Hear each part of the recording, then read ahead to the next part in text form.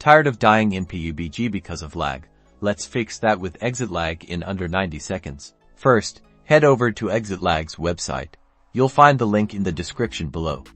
Click on Download and install Exitlag on your PC. Once the download is complete, run the installer and follow the on-screen prompts.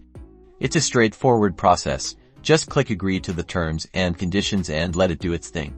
Now, launch Exitlag and either create a new account or log in if you already have one. They often offer a free trial, so you can test it out before committing. After logging in the search bar, type in Pub, select PlayerUnknown's Battlegrounds. Next, in the region section, select your game server region, like Europe, Asia, or North America. It's crucial to pick the right region. Then, you will see available servers. Click on Optimize button. Exitlag will then optimize your connection, showing you the improved ping.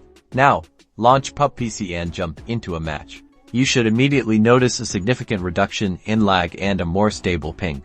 Enjoy your smooth PUBG experience. If Exitlag helped you reduce lag, hit that like button and subscribe for more gaming tips. See you in the next video.